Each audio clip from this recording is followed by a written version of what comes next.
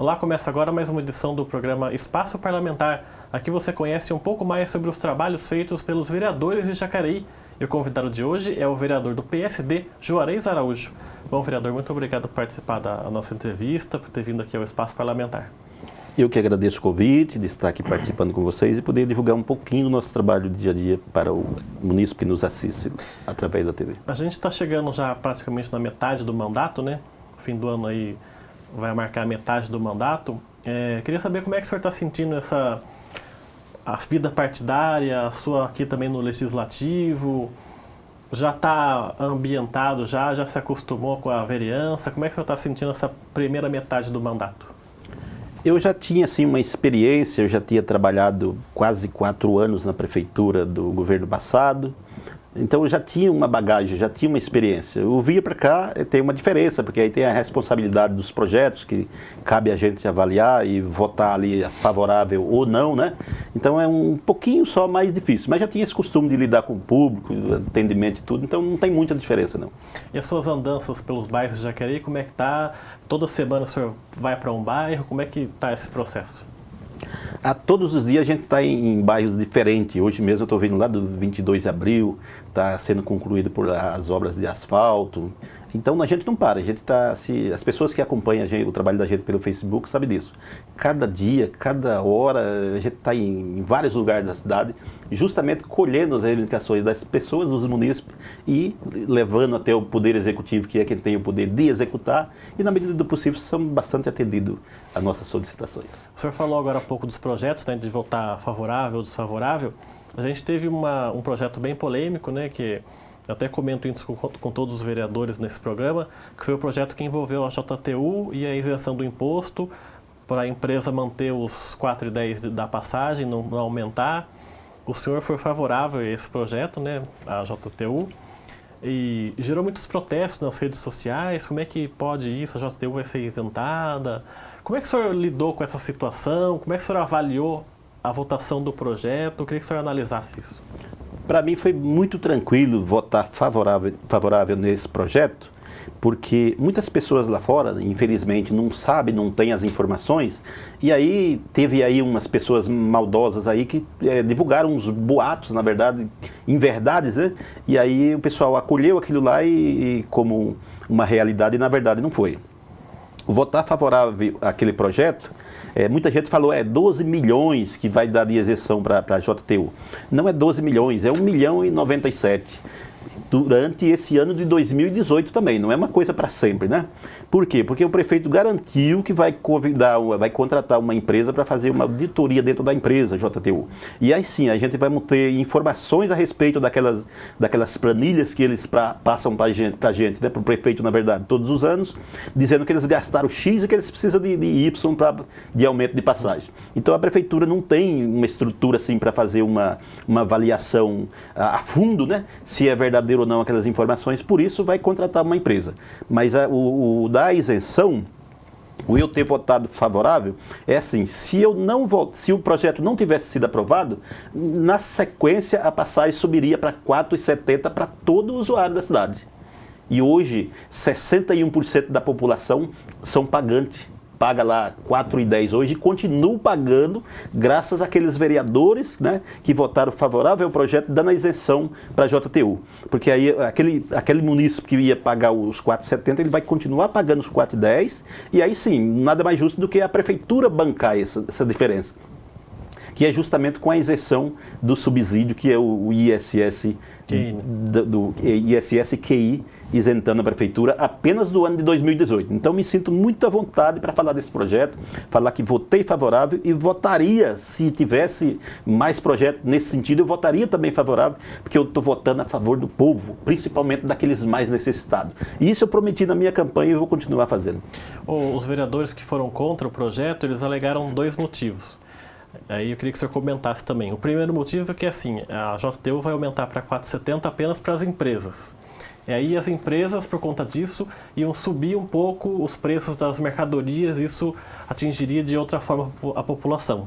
Como é que o senhor lida com essa explicação? Não é verdade, porque se a gente for ver, nós sentamos antes com o prefeito, tivemos bastante conversa a respeito dessa situação, e as empresas hoje que gastam com esse Vale Transporte é justamente quem? A prefeitura, sabe, que envolve o SAI, a Santa Casa, entendeu? Então não tem essas empresas terceirizadas não, privadas, né? Privadas, exatamente, que tenha essa despesa. Por quê? Se ele se sente prejudicado, eles acabam dando o dinheiro para o funcionário, né, que vai acabar repassando aqueles 4,10 e não o Vale Transporte, você entendeu? Então é esse comentário de vai prejudicar a empresa, as empresas vão ter que aumentar o preço. Não é verdade, infelizmente, né, isso é papo de quem votou o contrário e quer se justificar. E outra reclamação deles foi que aquela parte dos moradores da Diogo Fontes, que eles iam ser atingidos pelo dinheiro que a JTU ia arrecadar, ia servir para uma obra, e agora como a JTU não vai mais ter que pagar esse imposto, o ISSQN, esses moradores ficaram prejudicados porque o dinheiro não vai mais para eles. Como é que o senhor vê isso aí também? Inclusive eu fiz até uma reunião, foi boa a pergunta que você me fez, eu fiz até uma reunião lá, não sei se mais algum vereador fez, mas eu fui o primeiro a chegar na Avenida de Diogo Fontes e juntar uma multidão de gente ali da rua e esclarecer isso para ele. Inclusive fiz convites para o secretário de governo, o Celso, que gentilmente atendeu o nosso convite, foi lá e falou a respeito do projeto. É outra inverdade também, sabe? Porque o prefeito ele tem que balancear o orçamento dele lá no final. Então isso de que vai tirar 1 milhão da obra e investir em outra situação, que no caso a isenção do ISS que foi muito comentado, não tem nada a ver. O prefeito vai manusear. O que é isso? Tirar daqui agora e amanhã, no ano que vem, por exemplo, amanhã que eu digo é o ano que vem, por exemplo, ele tem que retornar ali, porque se ele informou lá para o tribunal que ele iria gastar os 4 milhões na obra da Diogo Fontes, e ele não vai conseguir gastar esse ano, por quê? Porque nós estamos aguardando a liberação da CETESB, isso demora, isso leva um tempo. Sair na liberação da CETESB, aí precisa abrir o processo de licitação, também demora um tempo. Todo mundo sabe que licitação de 2 até 4 meses para sair o resultado. Resumindo, quando vem sair esse resultado das duas coisas, já está lá mais para o final do ano. Como é que ele vai gastar os 4 milhões na obra? Não dá tempo. Então, por isso que ele tem que fazer esse manuseio, tirar dali, né, e aí uma coisa compensando a outra. Mas não quer dizer que vai usar o dinheiro da obra para outra finalidade e não vai retornar com ele. Não é isso não. Então foi outra inverdade também que deixamos bem claro para a comunidade que esse dinheiro vai sim ter o remanejo daqui para lá, mas ele vai vir de volta de novo para a situação da obra. E daí 4 milhões não é. 4 milhões é mais de 4 milhões, aliás. 4 foi o dinheiro vindo do governo federal, que já está na Caixa Econômica, e a prefeitura, se não me engano, vai entrar com mais 800 e alguma coisa. Então é 4 milhões e 800, se não me engano. Quase 5 milhões, então, né? Quase 5 milhões de investimento. Esses moradores da Diogo Fontes não vão ficar abandonados pela prefeitura, né? A prefeitura vai fazer o que tem que ser feito, mas mais para frente. Vai fazer. Se Deus quiser, começa esse ano. O que está dependendo é da deliberação da CETESB, que é um órgão que é do governo do estado, não cabe ao município. O que cabe é a gente ficar pressionando, né? Para que saia rápido. Mas, infelizmente, eles atendem se quiserem, né? Então, a gente está, assim, cobrando para que saia rápido. Saindo a liberação da CETESB, porque você sabe, hoje para mexer em córrego, essas coisas, tem muitas árvores lá também, então é complicado. Tem que ter a liberação da CETESB. Enquanto eles não liberarem, aí a prefeitura também não pode abrir o danado do processo de licitação, que a gente sabe também que é moroso, é demorado, entendeu? Então, saindo a liberação da CETESB, já começa no processo de licitação. Eu estou muito esperançoso de que esse ano comece a obra, mas não dá para gastar todo o dinheiro lá, porque o tempo é curto. Então, esse dinheiro vai ser gasto nessa obra, sem dúvida, mais um pouco esse ano, talvez esse ano ainda, tomara que saia a liberação, e o resto, com certeza, o ano que vem. E falando sobre ainda a votação dos projetos, o senhor é o vereador do PSD, junto com o Paulinho do Esporte, que também é do PSD, e vocês dois são da base de sustentação do prefeito Isaías. Como é que o senhor vê essa votação dos projetos quando vem um projeto polêmico, por exemplo? O senhor se sente pressionado a votar a favor só porque é do prefeito Isaías? Ou se o senhor sente a vontade de votar contra se o senhor não concordar? Como é que fica esse relacionamento de votar a favor ou contra o prefeito? Como é que o senhor vê isso? O prefeito Isaías, eu tenho conversado muito com ele, é uma pessoa muito assim, sabe, aberta. Ele jamais pressiona, ele não pressiona. Mesmo sendo a base, ele fala, olha, vocês votem com a consciência de vocês. E eu faço isso, eu voto com o povo, né? Aquilo que é bom para o povo. Não adianta, porque eu estou na base, ver um projeto aí que eu sei que, por exemplo, vamos citar aqui um aumento de IPTU, tipo isso, uma despesa a mais para os munícipes da cidade. Eu não vou votar favorável nunca. Sempre falei, eu estou com o povo. Então não adianta vir um projeto desse, mesmo sendo do prefeito, né, do qual a gente faz parte como base, eu não vou votar favorável, uma coisa que não vai ser bom para o povo. Então eu estou com o povo. O projeto vindo é bom para as pessoas? Pelo menos para a maioria, né, que a gente sabe que não tem como fazer uma coisa para 100%, é muito difícil. Mas vir uma coisa que é bom, pelo menos para a maioria, eu estarei favorável. Agora, falando um pouquinho sobre a saúde, recentemente a gente viu a criação da CPI da Santa Casa com a Provisão. Qual que é a sua expectativa sobre isso? A gente já viu uma CPI que vocês fizeram da Prolar, foi feita, está no Ministério Público hoje. Qual que é a sua expectativa agora para a CPI que foi aberta da Santa Casa com a Provisão? Rapaz, eu estou muito assim esperançoso também de que a gente consiga apurar ali várias irregularidades, que nem eu sabia. Mas um levantamento feito pelo vereador Rodrigo Salomão, que tem bastante conhecimento ali dentro, inclusive atua como médico, ele tem as informações, ele passou para a gente aí várias coisas ali, com certeza vai vir à tona. Eu estarei acompanhando, claro que foi indicada uma pessoa de cada partido para fazer parte da CPI, então meu partido também vai participar com o membro, né, que é o relator, que é o Paulinho, meu colega de partido, mas eu vou fazer questão de estar acompanhando também, que não é proibido, acompanhar a equipe, né, a comissão, e acompanha também os vereadores que quiserem. Estarei junto em todos os momentos que eu quero ver a apuração daquele contrato que foi feito com a Provisão, e aí eu sempre sou assim, doa a quem doer, tem que ser apurado, tem que ser punido e tem que devolver o que levaram, se é que levaram, dos cofres públicos, que hoje faz falta para as pessoas, principalmente para aqueles mais carentes, porque eu sempre falo que quando chega uma pessoa num pronto-socorro ou em qualquer um postinho de saúde, por exemplo, que vai marcar uma consulta e é obrigado a esperar aí para 3, 4 meses ou até mais, se tiver até mais tempo do que isso, ou quando chega na farmácia pública que precisa de um remédio e também não tem porquê. Um país que cobra imposto absurdo era para ser um país de primeiro mundo. E infelizmente não é, porque a gente sabe que a corrupção é muito grande.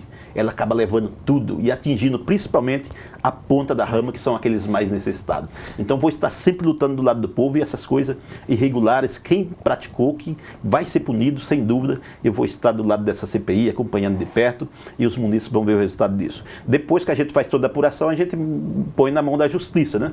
Aí é outro caminho, justiça, né? que é outro caminho, é o Ministério Público, é o caso da apuração da JTU que a gente fez. A gente sabe que é muito cheio de processo, tá? Mas é um pouco lento também, que acaba demorando para dar o resultado. Mas a nossa parte, com certeza, a gente vai fazer como fiscalizador da cidade. E ainda sobre a Santa Casa, o prefeito Isaías deu uma entrevista há algum tempo atrás, falando que provavelmente no fim desse ano ele pensa em acabar com a intervenção da prefeitura sobre a Santa Casa, que acontece já faz 15 anos, começou no governo do Marco Aurélio do PT, em 2003. Eu queria saber do senhor se o senhor é favorável a esse fechamento da intervenção. Como é que o senhor vê isso também, essa situação da intervenção na Santa Casa? Eu acho que a intervenção tudo bem, agora acabar com ela precisa ter uma outra estrutura para atender, né? O Jair está pensando seriamente na construção de um pronto-socorro, uma coisa, né, mais assim, que atenda melhor as pessoas. E isso tem a conversação aí que se inicia ainda esse ano. Temos uma verba aí de um deputado, eu não lembro qual deputado que é agora, que é justamente para a construção desse pronto-socorro, né? Então, assim, se o município tiver uma estrutura para atender a demanda, né, aqui cabe com a intervenção. Agora precisa ter estrutura para não deixar as pessoas, né, na mão, vamos dizer assim. Você tem que prestar um bom atendimento para as pessoas. E se o prefeito tem essa vontade, né, de fazer esse pronto-socorro, como ele disse que vai, e também de acabar com a intervenção, tendo uma estrutura para os munícipes, não vejo nada de errado, né? E quais são as demandas que mais aparecem no seu gabinete, ou quando o senhor vai para um bairro e conversa com as pessoas mais reclamam do quê? É de infraestrutura, meio ambiente, é do mato alto? Do que as pessoas mais reclamam quando vão falar com o senhor? Na verdade, rapaz, tem muita gente, não é todos, eu não quero generalizar, mas para muitas pessoas o vereador, ele é o prefeito, além do vereador, ele é o prefeito, ele é o delegado, ele é o juiz, ele é o advogado, ele, entendeu? Então surge assuntos de tudo quanto é parte, entendeu? E de vários interesses. Mas a gente, assim, a gente não é tudo isso, mas nós estamos abertos para passar as informações e até resolve aquilo que está no alcance da gente, que não está, a gente orienta para o local adequado, né? Se é da prefeitura, qual a secretaria, né? Se é um outro órgão, qual é o endereço, a gente orienta as pessoas. Mas as demandas surgem de tudo quanto é lado. Nós apanhamos muito agora, em caso de mato, muita chuva, o mato cresce, né? A saúde nossa também, nós estamos reivindicando muito também. Inclusive vamos ter uma reunião, não sei se hoje ou segunda-feira, para falar um pouco do UPA. O UPA começou muito bom ali, mas o UPA atende bem até 450 pessoas por dia. Agora, como teve alteração de tempo, começou o frio, né? Daí o pessoal fica mais doente. Exatamente, e a quantidade de pessoas que estão indo ali já chegou, acho que 900 pessoas, então é quase que o dobro. Então é uma situação que a gente também está recebendo bastante reclamação, nós estamos correndo atrás, inclusive vamos sentar com o prefeito, eu não me lembro agora exatamente, que dia, que dia, mas é segunda-feira, se não me engano. Não, tem importância. Para quem está vendo a reprise do programa, isso também não é tão relevante a data. Né? Exatamente, mas vamos sentar justamente para discutir essa situação e ter uma melhora, claro, no atendimento para as pessoas, para ter uma saúde mais digna no nosso município. Teve um outro projeto também bem polêmico, eu lembro que o senhor participou da reunião que teve para discutir, que foi o da Família Segura, que alguns vereadores estiveram presentes com algumas entidades, o senhor também estava lá. Esse projeto teve também, as pessoas reclamaram muito, principalmente a OAB, que não teve conversas para fazer o projeto, aí teve várias alterações. O senhor foi favorável ao projeto também? Como é que o senhor analisou essa situação do Família Segura? Eu fui favorável após as alterações que foram feitas, que inclusive saiu da reunião que eu participei, muitas pessoas que estiveram ali presentes, conselhos, OAB, e aí surgiu bastante ideias diferentes que acabou sendo somada a esse projeto e acredito que melhorou bastante. Ficou um ponto ou dois assim que ficou meio pendente, vamos dizer assim, é que as pessoas estavam querendo que construísse uma casa-abrigo na cidade. Mas a casa-abrigo lá para trás já foi fechado por causa de demanda. Né? Não tinha demanda. Não tinha demanda. Então o poder público vai construir uma coisa ali enorme ali para acomodar essas pessoas. E não é por aí, não tem essa demanda toda para poder... O prefeito está assumindo essa responsabilidade, é um dinheiro grande que investe, né? E acaba ficando parado. Um outro ponto que criticaram bastante também é quando fala lá que o poder público também pode até tirar essa pessoa vítima de agressão da cidade para outra cidade. Aí foi questionado assim, puxa vida, como é que a mãe tem aqui um filho ou dois numa escola e eu vou tirar ela, por exemplo, para Mogi das Cruzes, porque são duas cidades que têm convênio, né? A Assistência Social do Jacareí é conveniada com Mogi das Cruzes e com São José dos Campos. Como é que se tira essa mãe da cidade para botar para Mogi das Cruzes ou para São José? E as crianças? Mas aí é a pergunta. E deixando essa mãe na própria cidade, ela está livre do agressor? Ela não está. Infelizmente, né, tem que ser deslocada para um lugar mais seguro, né? E aí que ofereça proteção a essa pessoa. Então, fui favorável ao projeto após esses concertos, essas emendas que foram feitas lá, né? Reivindicação da própria comunidade que estiveram junto discutindo isso. E para a gente encerrar o bloco, a gente começou o programa falando sobre a metade do mandato, né, que está chegando. Se o senhor fosse um munícipe e tivesse que dar uma nota para o mandato do vereador Juarez Araújo, que nota o senhor daria? É uma pergunta meio difícil de resolver, porque eu vou dar nota para mim mesmo, né? Mesmo se eu fosse o munícipe. Mas eu gostaria de deixar que o munícipe faça essa avaliação lá na frente, lá, e aí, sem dúvida, eu vou ficar muito feliz, sabendo a nota que eles me dão, mas eu não gostaria de dar nota para mim mesmo.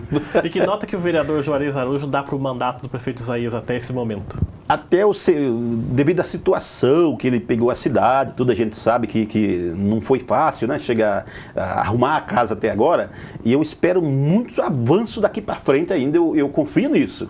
Eu estou confiante, faço parte da base, né? Mas hoje eu daria uma nota para ele ali de 8, de 8, né? Não daria 10 não. O 10 eu dou quando a gente tiver aqueles projetos que nós temos em mente para o bem das pessoas, dos munícipes de Jacareí, que a gente sabe quais são, né? Uma saúde digna, de qualidade, atendimento nos postos em 24 horas, remédio, a gente sabe que a prefeitura do Isaías pegou com 10% de estoque, hoje tem mais de 90%, então é diferença danada, por isso que eu daria 8 hoje para ele, mas eu vou dar os 10% quando chegar lá no final, se Deus quiser, que aí a população de Jacareí também possa dar 10 junto comigo. Tá certo, então a gente vai para um rápido intervalo, o programa Espaço Parlamentar volta daqui a pouco, até já.